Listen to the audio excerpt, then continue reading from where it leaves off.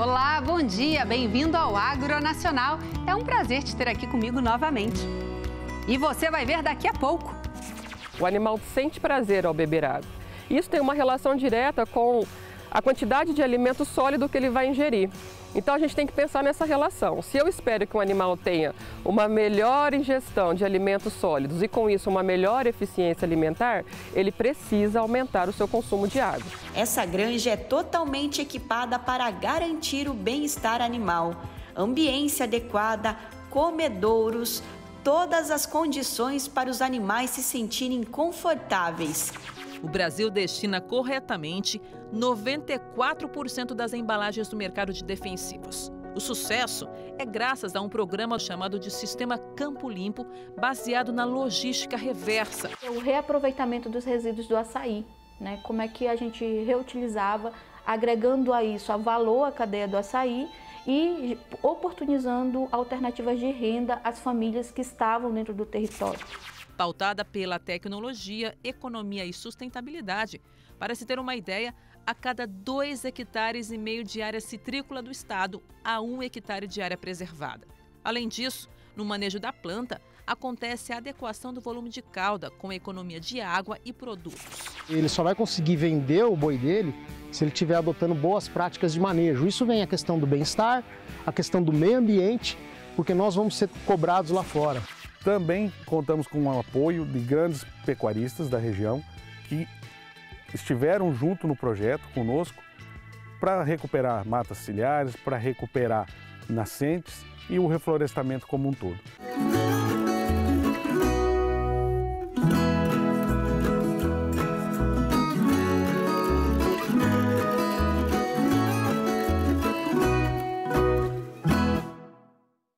Olá, você está assistindo ao Agronacional, um programa da TV Brasil em parceria com o Canal Rural. Eu sou Jaqueline Silva e convido você para me acompanhar nesta jornada pelo mundo agro, com boas histórias e sempre muitas informações. Começando o programa de hoje, vamos falar sobre uma substância essencial para a vida, a água. A FASU, Faculdades Associadas de Uberaba, desenvolve pesquisas que mostram a importância da qualidade da água na nutrição dos bovinos. Vamos conferir?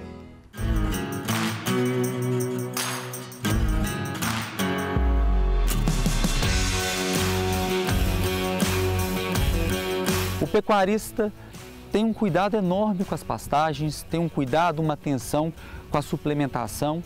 E a água, em alguns momentos, é negligenciado. E a água tem uma importância enorme. Por exemplo, se o animal não consome água ou diminui o consumo de água, o consumo de matéria seca dele, o consumo de pasto também será reduzido. E isso impactará no desempenho. Um animal que não consome é um animal que vai ter um desempenho inferior. Quando a gente melhora a oferta de água, e a gente está falando que os bovinos são animais seletivos, eles gostam de beber a água de boa qualidade. Então, o que seria uma água de boa qualidade? Uma água potável, que venha de um bebedouro limpo, que venha também em condições de tratamento de água. E isso proporciona o quê? Um aumento da ingestão de água do animal. O animal sente prazer ao beber água. Isso tem uma relação direta com a quantidade de alimento sólido que ele vai ingerir.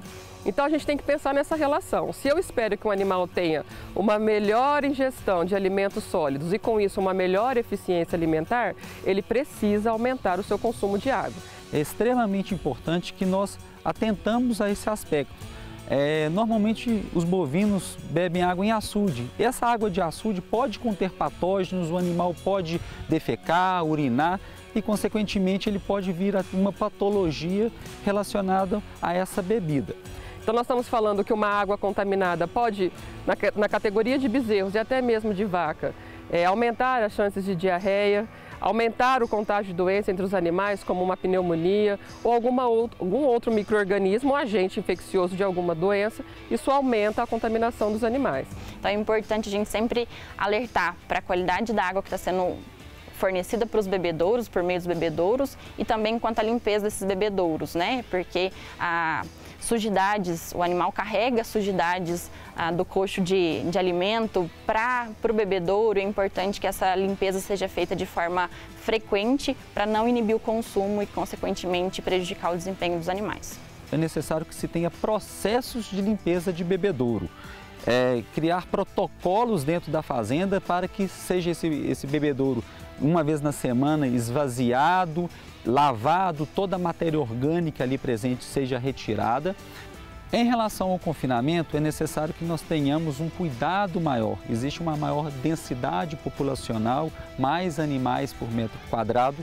Então, ao invés de fazer a lavagem do coxo, a recomendação que se lave o coxo uma vez na semana, em confinamento é necessário que faça dia sim, dia não, a cada 2 dias. Utilizando os bebedouros, nós conseguimos ter água em qualidade para os animais. Isso vai representar um ganho de até 270 gramas a mais por dia. Esse ganho, no final do ano, pode representar até 3 arrobas a mais para o pecuarista. Um outro ponto importante, além da qualidade, é a distância que o bebedouro está do pasto, do piquete. É necessário que haja aí uma distância de, no máximo, 500 metros. Acima de 500 metros, o animal vai ter um decréscimo na sua produção porque está caminhando muito. Em média, esse animal acima de 500 metros, há uma diminuição no desempenho de 40 a 60 gramas por dia. Isso vai culminar no final de um ano em 21 quilos de perda de peso, ou que o animal não deixou de ganhar peso por causa que ele está caminhando muito. Então o produtor, ele tem que ter uma represa, ele tem que ter um tanque, ele tem que ter um local de armazenamento de água para que ele possa fazer a redistribuição de forma artificial para todo o seu sistema produtivo. Seja qualquer tipo de bebedouro que você vá utilizar, isso traz uma facilidade para você, que é o quê? A forma como você controla a qualidade da água. É muito mais fácil controlar a qualidade da água em bebedouros, em coxos, do que eu ter que controlar isso numa represa ou num açude, por exemplo. Então, a hora que você pensa no número de horas que você utiliza para fazer a higienização dessa água, a observação desses equipamentos, ela acaba compensando o investimento. Por quê? Porque você acaba tendo uma água de melhor qualidade por facilitar esse monitoramento quando a gente utiliza de bebedouros artificiais.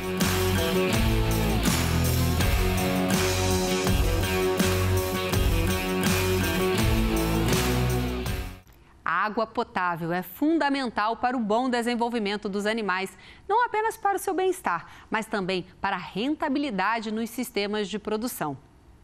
Agora, vamos conhecer uma granja de suínos em Dourados, Mato Grosso do Sul. Ela se destaca pelas boas práticas do crechário à terminação dos animais. A Fazenda Estância Mãe Rainha utiliza a tecnologia para garantir uma boa ambiência, ração livre de contaminação e todos os cuidados para o desenvolvimento dos porcos. Vamos ver?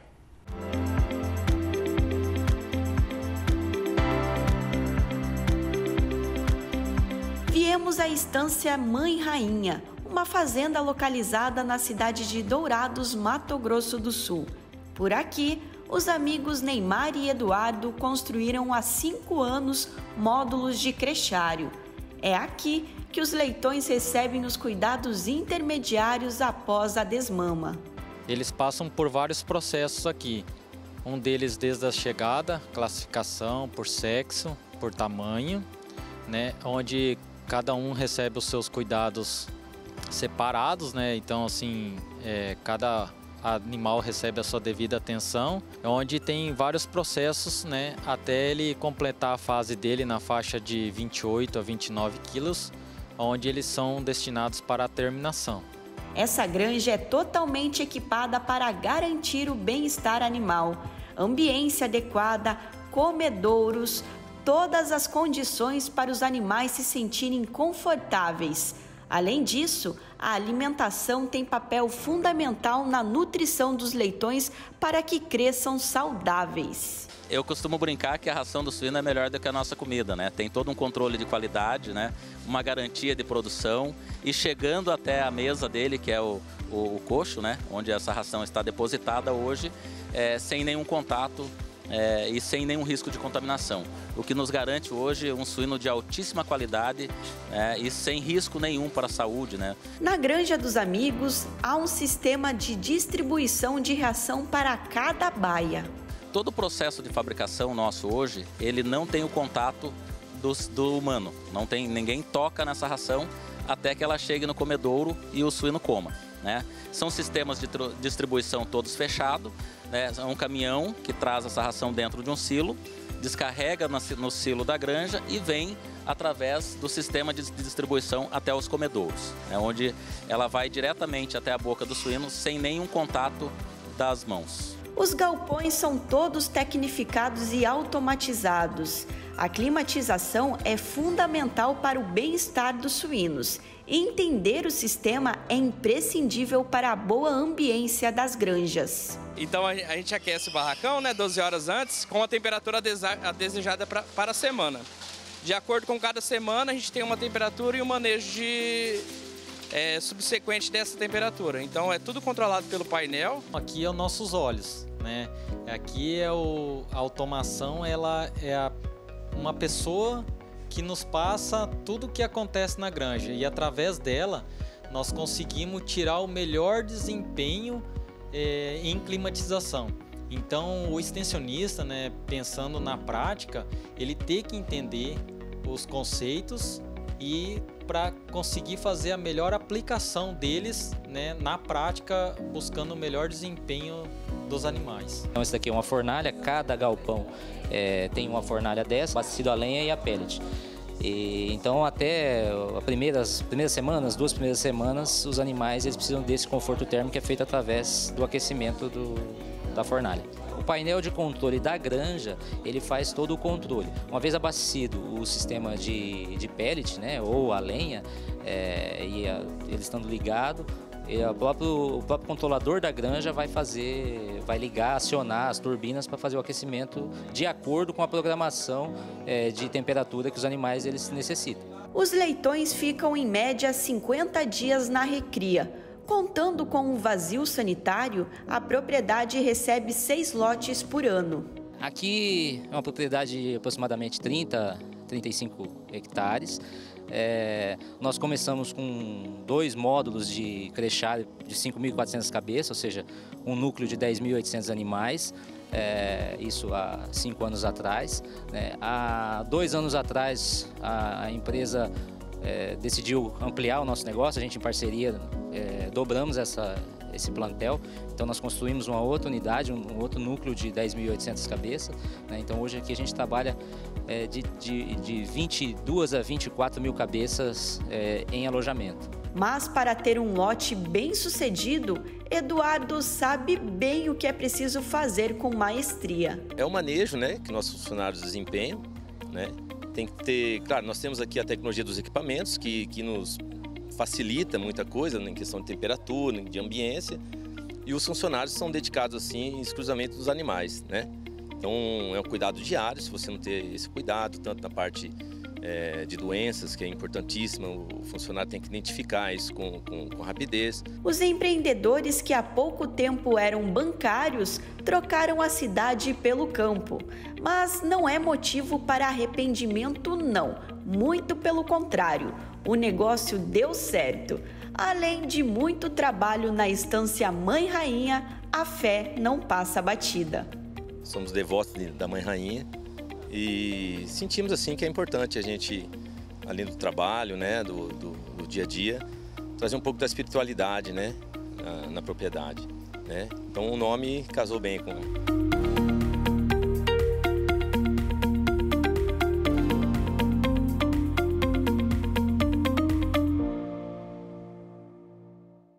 O sucesso dos empreendedores mostra que valeu a pena trocar o emprego no banco pelo trabalho no campo, né? Vamos ver agora como funciona o sistema Campo Limpo, um programa focado na logística reversa de embalagens vazias de defensivos agrícolas. Agricultores, indústria fabricante, comerciantes e poder público desenvolvem ações coordenadas que garantem a destinação correta das embalagens. Vamos conferir? Quando o assunto é reciclagem de embalagens de defensivos, o país do futebol entra em campo e dá uma goleada. O Brasil destina corretamente 94% das embalagens do mercado de defensivos. O sucesso é graças a um programa chamado de Sistema Campo Limpo, baseado na logística reversa, ou seja, no recolhimento desses materiais após o término dos produtos. Só que para que isso aconteça, todos os elos da cadeia precisam cumprir suas responsabilidades. Quer ver só? O primeiro é o agricultor, que tem que lavar, inutilizar e armazenar essa embalagem na propriedade rural e devolver em até 1 ano, contanto da nota fiscal. O segundo elo é o comerciante, que tem que receber essa embalagem no local onde ele fez a venda do produto ou credenciar postos ou unidades para intermediar esse recebimento. Uma vez essa embalagem estando dentro do posto e atingir um determinado volume, o terceiro elo é acionado, que é a indústria, no qual ela recolhe essas embalagens e leva para um destino ambientalmente adequado, no qual essas embalagens voltam à cadeia das embalagens. O papelão é 100% reciclado, as tampas voltam 100% a ser tampas de embalagem de agrotóxicos. E o quarto elo somos nós, o poder público, que temos o trabalho de fiscalizar, conscientizar e fazer o controle de todo esse sistema de devolução. Para se ter uma ideia, desde o início do programa em 2002 até o ano passado, foram evitadas, por exemplo, as emissões de 899 mil toneladas de gases de efeito estufa, o que corresponde a mais de 15 mil viagens em torno da Terra de caminhão. Além disso, se essa emissão de gás carbônico tivesse acontecido, seria necessário plantar 6,5 milhões de árvores para compensar. O meio ambiente agradece a iniciativa. É importante a destinação dessas embalagens para evitar contaminações não intencionais. Então, existia uma sobrecarga ambiental relacionada ao descarte inadequado dessas embalagens. Elas iam parar em cursos de água, iam ser enterradas, iam ser também queimadas. E a partir daí, provocando uma série de resíduos com possíveis contaminantes, que poderiam fazer contaminações na saúde das pessoas e no meio ambiente. O estado do Rio de Janeiro tem um trabalho pioneiro nesse quesito.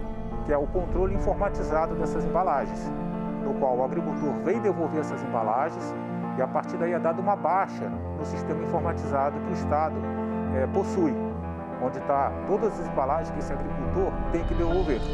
Em todo o território nacional, são 411 unidades centrais e postos de coletas das embalagens do Sistema Campo Limpo, sem contar com mais de 4 mil locais itinerantes para recebimento do material. Então, mais uma vez e silenciosamente, a agricultura está dando um exemplo para toda a cadeia de suprimentos que nós temos a nível Brasil.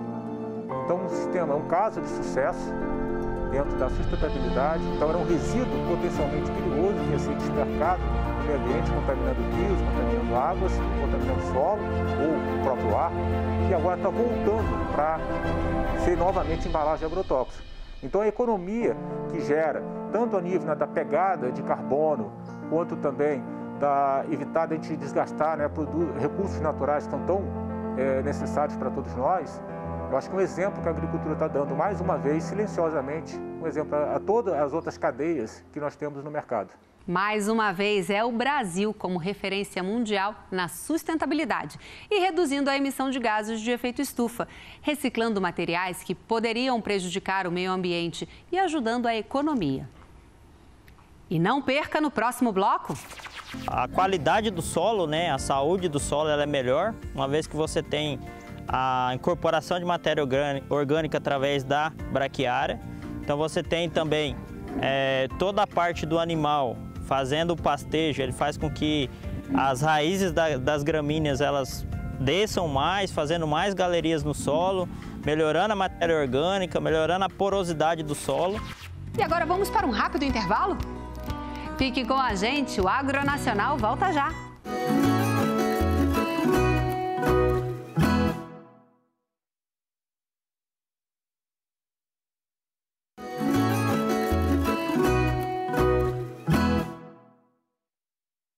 Estamos de volta com o Agronacional. E você vai ver daqui a pouco.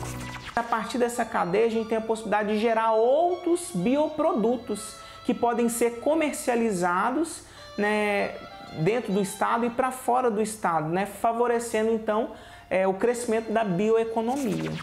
E agora vamos conhecer uma fazenda em Diamantino, Mato Grosso, que aumentou a sua produtividade com o uso da integração lavoura-pecuária. O sistema ajuda na engorda do gado e aumenta a fertilidade do solo, o que proporciona também uma lavoura melhor. Vamos conferir? Na safra de 2021, A produção de grãos e cereais do grupo que administra essa fazenda em Mato Grosso ficou acima da média nacional. 15,4% a mais para a soja e 34,4% para o milho segunda safra. O resultado comprova que dá para aumentar a produção com a integração lavoura-pecuária. É bastante conhecido, mas tem muito produtor que ainda acredita que não vale a pena. O Marcos é coordenador de pecuária e explica por que esse sistema deu tão certo aqui. A qualidade do solo, né, a saúde do solo ela é melhor, uma vez que você tem a incorporação de matéria orgânica através da braquiária. Então você tem também toda a parte do animal fazendo o pastejo, ele faz com que as raízes das gramíneas elas desçam mais, fazendo mais galerias no solo, melhorando a matéria orgânica, melhorando a porosidade do solo, proporcionando posteriormente uma lavoura melhor, né? Uma soja bem mais saudável, uma colheita bem melhor. A área dedicada à integração lavoura-pecuária ultrapassa hoje os 1.500 hectares. São mais de 4.000 animais. Por isso, a fazenda tem investido em tecnologias que ajudam a mitigar a emissão de metano do gado.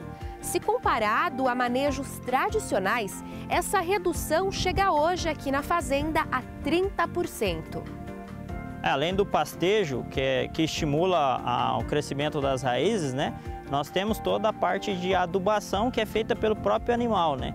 Então eu tenho toda essa parte de distribuição de matéria orgânica dentro do solo e toda essa área que o animal está ali, ele está fazendo todo um sequestro também através da planta, né? Uma vez que eu tenho um estímulo da planta em crescer, ela está fazendo um sequestro ali de nitrogênio no solo, então ela está depositando mais nitrogênio no solo. O manejo sustentável também é benefício para a estratégia do negócio. Na hora da venda, o cliente também nos procura por essa rastreabilidade das nossas unidades e eu informo que o nosso fornecedor também é rastreado. Então nisso eu consigo até uma venda mais rápida, porque o cliente ele vê com outros olhos. Fornecedores que já vêm rastreando o gado desde a origem desse gado. O gado se alimenta com a forragem que sobra depois que o milho segunda safra é colhido. Isso ajuda na engorda dos animais e aumenta a fertilidade do solo. Além da Paiaguás, outras 9 fazendas do grupo apostaram na técnica. A empresa conseguiu aumentar o faturamento em mais de 32 milhões de reais depois de aplicar a ILP. Hoje a gente tem algumas pequenas áreas de pecuária fixa, né? Onde a gente concentra durante todo o ano os animais, mas o grande foco é a integração lavoura-pecuária, que acontece durante período de maio a setembro, que é onde a gente já finalizou a colheita da soja, o plantio da braquiária, e em junho, quando a gente já colheu o milho e tem a disponibilidade também dessas áreas com braquiária. E lá em setembro a gente encerra porque precisa ser as áreas integradas para poder fazer o plantio novamente da soja. Para os próximos anos, a empresa quer expandir as áreas em ILP das unidades que ainda não usam o método. Outro ponto muito importante é a documentação de como tudo acontece. Quando os parceiros chegam, é só fechar negócio. Hoje a gente busca gado de produtores onde é feita uma homologação. Se levanta a documentação que é o CAR e a APF. O CAR é o Cadastro Rural Ambiental e a autorização provisória de funcionamento, onde eu levanto esses documentos junto ao fornecedor, encaminho para uma equipe lá na matriz que faça a homologação dessa propriedade. Aí voltando da matriz à homologação, aí a gente tenta fidelizar esses produtores para ser parceiros nossos ao longo da atividade. A integração lavoura-pecuária é boa para o meio ambiente, para os animais, para o solo e para os negócios. Por isso, cada vez mais os produtores rurais estão investindo nessa técnica. E vamos ver agora uma parceria entre a Universidade do Estado do Amapá, a Agroindústria Amazonbay e o Fundo JBS pela Amazônia. A parceria está focada no reaproveitamento dos resíduos da produção de açaí. Os resíduos têm o potencial de virarem outros bioprodutos, tornando a cadeia produtiva mais sustentável. Vamos ver.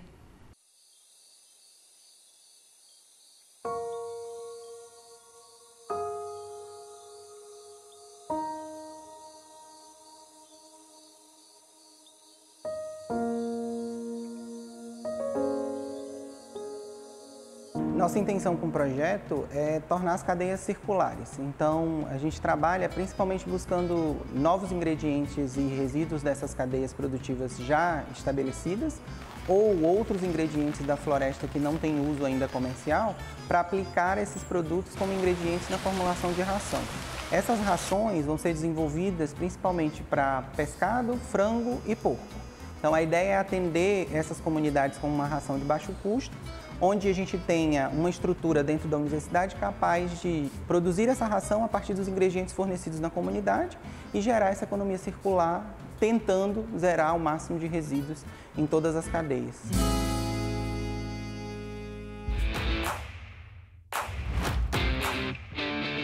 Hoje a universidade recebe o apoio do Fundo JBS pela Amazônia para realizar diversas pesquisas que estão diretamente ligadas com a Amazonbay. A Amazonbay é uma cooperativa que produz o açaí e essa agroindústria também vai produzir uma quantidade significativa de resíduo. Então, dentro dessa parceria entre a Amazonbay, o Fundo JBS pela Amazônia e a universidade entra como uma parceira que contribui com o desenvolvimento de pesquisas para destinação sustentável dos resíduos dessa cadeia produtiva, a fim de tornar a cadeia produtiva sustentável. Mas, para além disso, o financiamento do Fundo JBS pela Amazônia ajuda a universidade a realizar trabalhos nas comunidades, nos territórios que fazem parte dessa cooperativa, como o Bailique, como o Beira Amazonas. Então, o Fundo JBS também colabora com esse trabalho da universidade, que a universidade vai realizando junto com as escolas família agroextrativistas, tanto no sentido de estruturação das escolas, como no sentido de formação desses territórios. Eu não nasci no arquipélago do Bailique, mas eu me criei por muitos anos no arquipélago do Bailique, principalmente na comunidade do Arraiol, né?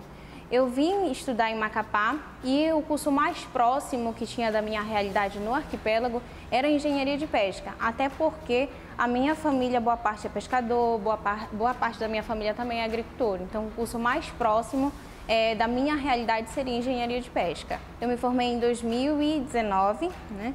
E hoje eu voltei para a universidade como pesquisadora extensionista para colaborar nos projetos que são desenvolvidos na instituição. Um dos projetos pretende justamente elaborar produtos à base de pescado, né, para comunidades como o arquipélago do Bailique, o Beira Amazonas, e o segundo projeto seria a formulação de rações através de produtos alternativos, produtos oriundos das comunidades. Os projetos que o Fundo JBS tem apoiado com a universidade tem sido focado em três grandes frentes, né, que são frentes que foram demandadas pelas comunidades.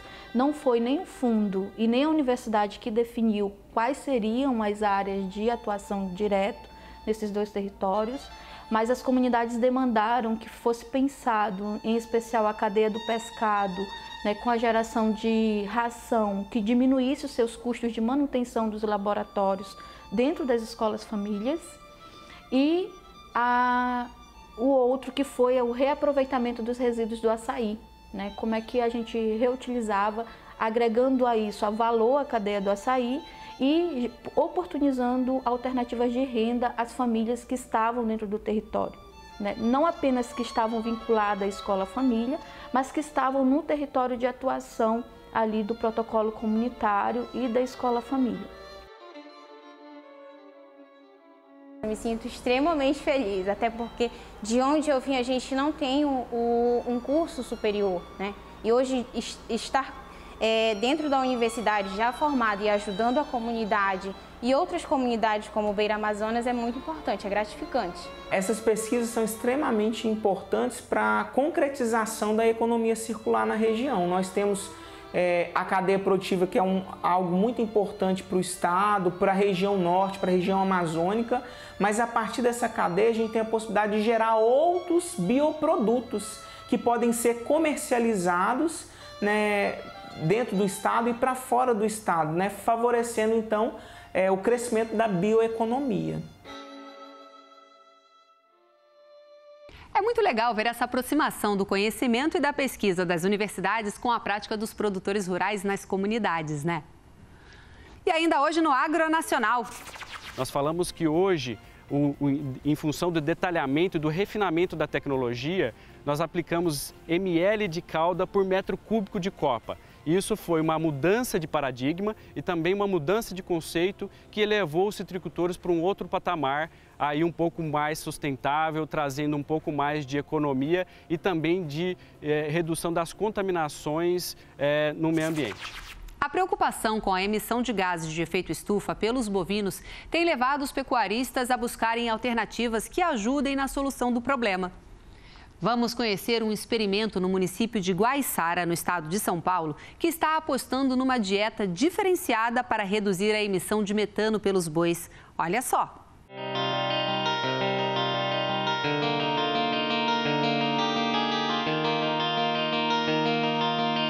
Um experimento que visa acompanhar a mitigação, a redução da emissão de gases de efeito estufa por parte dos bovinos com uma nova tecnologia que está chegando ao mercado. É por isso que viemos aqui ao confinamento JBS de Guaiçara, no estado de São Paulo, para acompanhar em que pé que está esse experimento que está em andamento. Marcelo Manella vai explicar um pouquinho para a gente o que é e como tem se apresentado essa nova tecnologia, esse conceito diferente, porque não tem jeito, né, Marcelo? Nós vivemos num momento de produção, num momento de maturidade, né, das cadeias produtivas em que a gente precisa reduzir e tecnologia está chegando no mercado para isso, né, Marcelo? Pois é, Marquinhos. Há uns 10 anos atrás, 20 anos atrás, na verdade, né, já confessando a minha idade aí, nós começamos a fazer os primeiros projetos com metano. Eu ainda era aluno de doutorado e a gente via as pessoas dizendo que isso não ia virar uma realidade. Essa bobeira, isso não vai dar certo, exato, é para inglês ver. E aí eu escutei uma frase que durante a pandemia, que depois da pandemia a questão ambiental e segurança alimentar ia vir muito forte.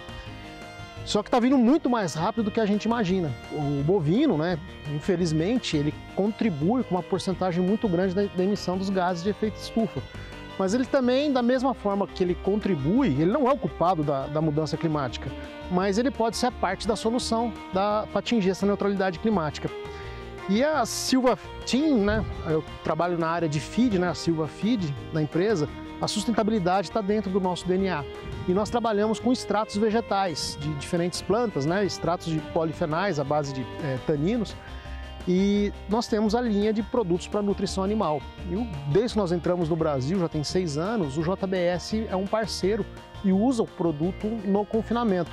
Mas nunca com o objetivo desse da redução de metano, mas sim como um melhorador de desempenho. Aí nós precisávamos realmente mensurar em situação brasileira, num confinamento com uma dieta brasileira, com gado Nelore. Nós temos dado da Europa, dado dos Estados Unidos, né?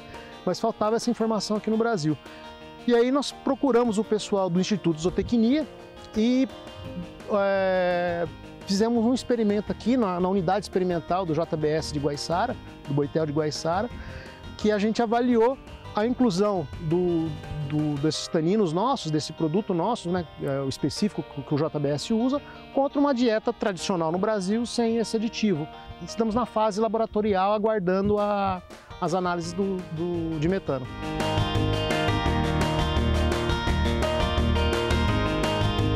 A gente fala em aumento de produção de proteína animal, produzir proteína animal de forma sustentável, e a gente tem essa oportunidade de entrar na casa do JBS e fazer pesquisas. Para a gente é muito importante, né? Muito importante a gente entender o que acontece num confinamento convencional, comercial. Então é muito importante. E aí a gente delineou o experimento, né? Fizemos aqui nas baias experimentais. São 12 baias que nós temos aqui, colocamos 120 animais, avaliamos toda a parte de desempenho desses animais, toda a parte de emissão de metano entérico.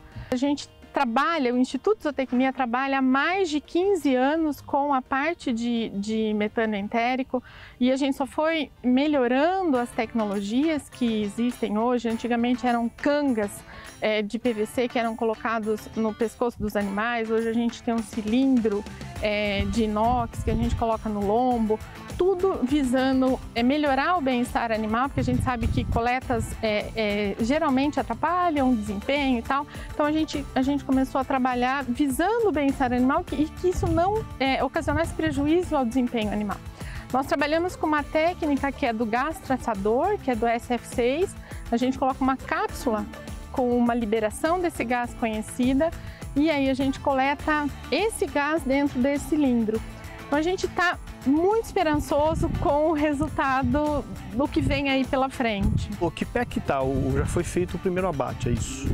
Foi feito o abate técnico, né? Já foi feito. Nós observamos um ganho muito semelhante, não teve diferença dos animais significativa entre os animais com a dieta convencional e a dieta com o tanino, não teve diferença.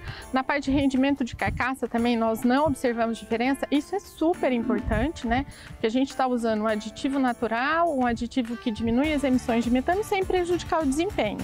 Então agora a gente está esperando o resultado do metano, né, para a gente poder compor os resultados dessa pesquisa. Qual que é a expectativa? É uma redução ali de 10%, de 11%, de 12%? O que vocês têm esperado nesse sentido? Com base na literatura, né, no que a gente já observou do produto, né, a gente espera que tenha uma redução ao redor de 11%. Isso super importante, né? E como já foi comentado, as nossas pesquisas continuam. As nossas pesquisas continuam. A gente vai trabalhar com vaca, a gente vai trabalhar com bezerro desmamado, voltar com as vacas para ver o que acontece. E a gente precisa entender como que a nossa pecuária ela oscila ao longo do ano. A gente sabe que tem emissões diferentes ao longo do ano e como que se a gente intensificar o sistema, a gente consegue diminuir as emissões de metano entérico.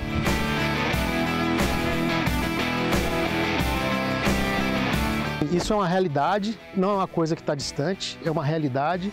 E outro dia eu escutava de produtores que diziam assim, não, só vou fazer isso se eu ganhar mais por isso.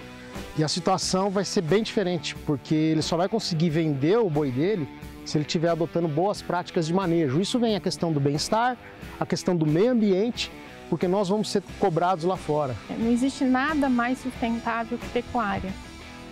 Nada. A gente pega lá uma forragem de má qualidade e a gente produz uma proteína de origem animal de alto valor biológico. Então, eu sempre falo, não existe nada mais sustentável que pecuária.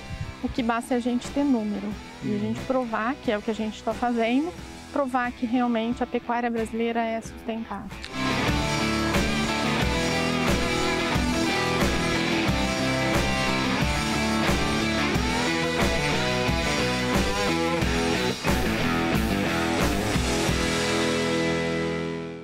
A gente torce aqui para que os estudos tragam bons resultados. Uma pecuária sustentável é fundamental, tanto para o planeta como para o agronegócio. E não perca no próximo bloco. A gente vai ajudar, além do cenário da pecuária nacional, vamos ajudar socialmente e pequenos produtores a se tornarem cada vez mais no campo, ficar mais no campo e ver que o seu negócio é rentável e sustentável. E agora vamos para um breve intervalo? Fique com a gente, o Mundo Agro passa por aqui.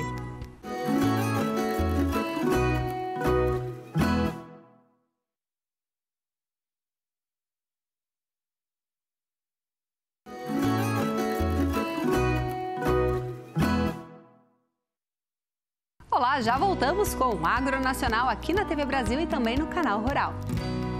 E não perca daqui a pouquinho. As normas estabelecidas devem ser adotadas e aplicadas pelos produtores em seus sistemas.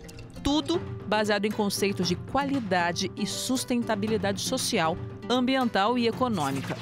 Segundo o Fundecitrus, Fundo de Defesa da Citricultura, de cada 5 copos de suco de laranja consumidos no mundo, 3 vêm do Brasil. São Paulo é o maior produtor de laranjas do país, responsável por quase 80% da produção nacional. Vamos conferir?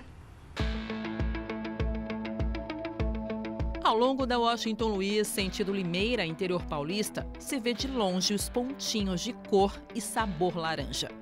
Uma fruta que está presente em pelo menos 300 municípios paulistas que somam 188 milhões de árvores plantadas em 388 mil hectares no estado. Segundo dados do Instituto Brasileiro de Geografia e Estatística, o IBGE, São Paulo concentra 78% da produção nacional de laranjas. O principal cinturão citrícola brasileiro se estende até Minas Gerais, responsável por 6% do total produzido no país, especialmente no Triângulo Mineiro. Essa região citrícola é tão significativa para o país quanto a história de seus produtores. Meu pai conta, né, que meu bisavô, que é descendente de italiano, é imigrante, veio para cá trabalhar em fazendas de café. E daí, quando teve a oportunidade de comprar uma pequena parte de terra, daí onde compraram as primeiras mudas de laranja para plantar e foram buscar de carroça de burro aí. Começou a plantar, daí meu avô, meu pai, né? E a gente manteve até hoje aí. No caso do Luiz, são 85 mil plantas com produção de cerca de 1.000 caixas por alqueire. A alta produtividade tem motivo: o uso de tecnologia para combater pragas e doenças no cultivo da fruta. A gente aqui também optou pela pulverização eletrostática, né? Uma pulverização que ela reduz em torno de 80% o volume de água, de calda. É uma pulverização onde se concentra bastante o princípio ativo. E sim, porque a gente economizando água, a gente economiza também o equipamento sair da roça para ir abastecer, né? Então a gente está contribuindo também em economia de petróleo, economia de água, né? O produtor de Limeira engrossa o time de citricultores que promovem o estado de São Paulo para a primeira posição no ranking de produção de laranja. Pautada pela tecnologia, economia e sustentabilidade. Para se ter uma ideia, a cada 2,5 hectares de área citrícola do estado, há 1 hectare de área preservada. Além disso, no manejo da planta, acontece a adequação do volume de cauda com a economia de água e produtos. E como isso é feito? Isso é feito através da melhoria e do aperfeiçoamento de técnicas que já são utilizadas no campo. Porque hoje nós temos aí o pulverizador, né, que é comum para todo o setor do agro, em que a gente faz o controle dessas principais pragas e doenças no campo.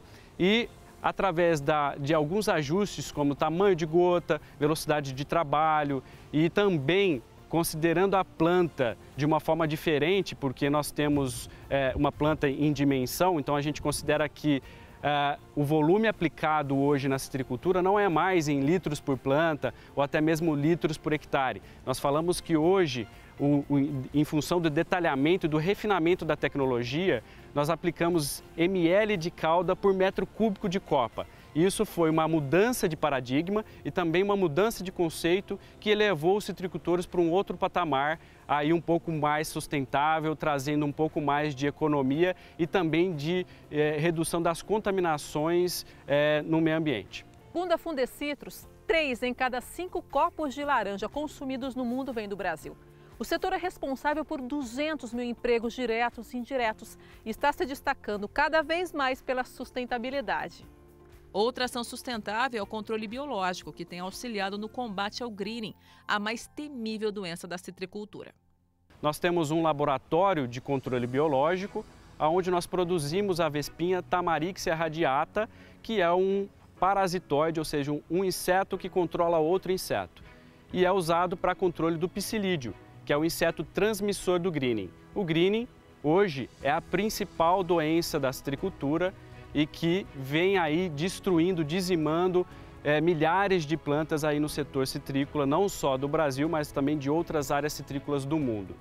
Além disso, nós temos uma outra linha de pesquisa que trata também do controle desse inseto, mas por meio de fungos, né? Que é o uso da Isária fumosorosea, que é também um agente de controle biológico em que a gente consegue, via pulverização, também reduzir a quantidade de químicos sendo aplicados e controlar ao mesmo tempo esse inseto que transmite essa terrível doença. Mesmo diante de tantos desafios, o Luiz nunca pensou em desistir da citricultura. Vocação é vocação. Daí a gente começou a produzir e vender as laranjas, daí a gente começou a produzir o nosso próprio suco e vender para a gente se manter no negócio. Porque é uma cultura onde que tem um investimento muito alto e teve muitas crises já na nossa história, né? Tem coisa que contar o modo antigo que a pessoa fala, né? Acho que enterraram o umbigo embaixo do pé de laranja, né? A citricultura sustentável segue produzindo alimentos para o mundo e preservando o meio ambiente. E a tecnologia sempre andando com o universo agro, ajudando a superar as crises. Agora, vamos falar sobre mais uma iniciativa sustentável que tem gerado bons frutos no Paraná. Uma empresa do setor agro criou a plataforma S, que traz inovações para a pecuária brasileira. Utiliza boas práticas no manejo de pastagens e ainda investe em ações sociais.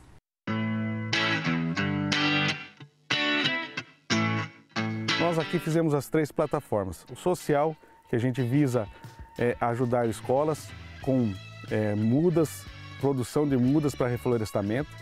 Também ajudamos pecuaristas pequenos, o Hectare S, onde a gente vai melhorar a sua capacidade animal, vai melhorar o seu sistema de produção, simplesmente mexendo no manejo do pequeno produtor.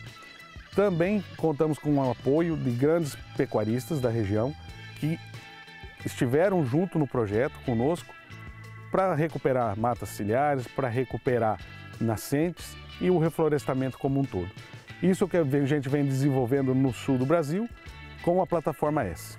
A Corteva sempre busca trabalhar com grandes pecuaristas que já são pessoas que estão fazendo um resultado interessante, principalmente social e ambiental. Por isso nós desenvolvemos com um grande pecuarista da região de Vera Cruz do Oeste, com o grupo PENAC, fizemos um entorno junto com ele e ele disponibilizou toda a verba da propriedade dele, que já está ambientalmente correta, para o projeto do pequeno produtor.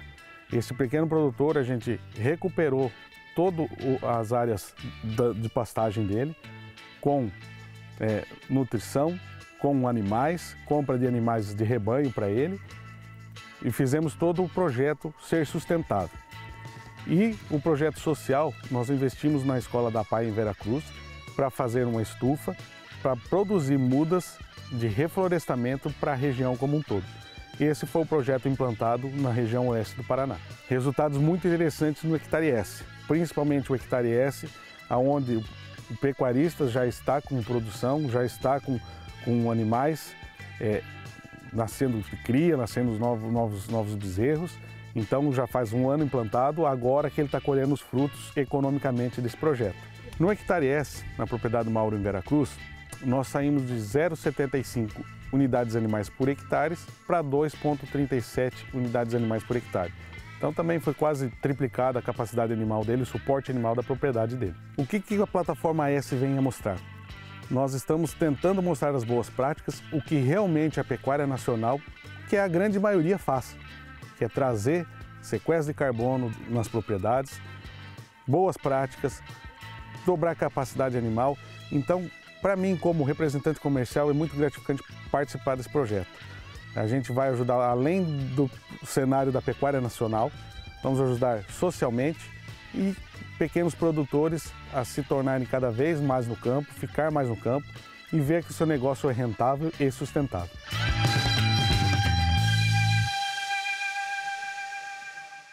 Mais um exemplo de como as boas práticas de sustentabilidade podem estar alinhadas ao aumento da produção do agronegócio, né?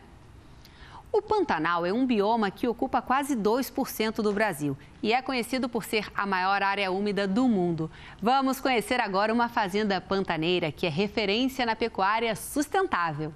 Se os bichos deste território seduzem, a vegetação não se intimida. Segundo a Embrapa, quase 2.000 espécies de plantas já foram identificadas e classificadas na região. Algumas, inclusive, com vigoroso potencial medicinal. E é nesse território onde a dança das águas determina a paisagem que vivem pantaneiros como Renato.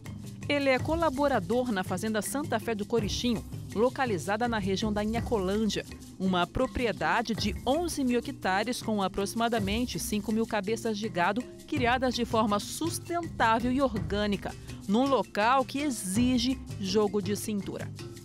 O Pantanal é o seguinte, tem lugares que é muito mais baixo aqui, né? Aqui nós já estamos num lugar mais alto, né? Enche bastante também, mas não tem aquele perigo de muito alagamento, sabe? Para ter o perigo de matar animais afogados, alguma coisa assim, né? Ficar sem pastagem, né? Para subir para lugares mais altos, um arrendamento, alguma coisa, outras fazendas para cima da serra, né? Assim como o Renato, o Rodrigo, ou carinhosamente chamado de Coró, também integra o time de trabalhadores da fazenda, onde a sustentabilidade é a principal marca. Eu acho que o sustentável hoje aqui na fazenda é o nosso carro-chefe, viabilizando a gente cuidar da natureza, cuidar do bem-estar animal, para a gente produzir um animal com mais qualidade, um animal dócil, um animal fácil de ser conduzido. Então, acho que isso tudo se engloba de forma harmoniosa para que possamos ter animais assim que a gente conduz com 2 pessoas, 3 pessoas. Então, acho que o nosso manejo hoje facilita demais, porque a gente sempre trata bem e não fazemos mal aos animais, entendeu? A pecuária orgânica e sustentável do Pantanal começou com a formação da Associação Brasileira de Produtores Orgânicos, a ABPO. A entidade elaborou um protocolo de reprodução sob gestão da Confederação da Agricultura e Pecuária do Brasil, a CNA. As normas estabelecidas devem ser adotadas e aplicadas pelos produtores em seus sistemas. Tudo baseado em conceitos de qualidade e sustentabilidade social, ambiental e econômica. Então a gente usa rastreabilidade com o sistema oficial, o SISBOV. Utilizamos plano de manejo, então todo o processo de manejo dentro da propriedade ele é registrado, anotado, submetido a essa certificadora. A gente tem todas as questões das legislações sendo amplamente atendidas e respeitadas, desde a trabalhista, da fiscal, da legislação ambiental, tudo isso é muito observado, tudo em busca de a gente ter melhor eficiência e ganho nos sistemas produtivos nossos, mas respeitando a questão do ambiente no Pantanal. Muito bacana a gente conhecer práticas sustentáveis na pecuária, ainda mais no Pantanal, né? A Fazenda Santa Fé do Corichinho fica em Corumbá, Mato Grosso do Sul. E esse foi o Agro Nacional, uma parceria da TV Brasil com o Canal Rural. Na semana que vem estaremos aqui te esperando com mais notícias sobre o mundo do campo. Mas você também pode assistir o nosso programa no TV Brasil Play e nos seguir nas redes sociais da TV Brasil. Um ótimo dia para você e até a semana que vem.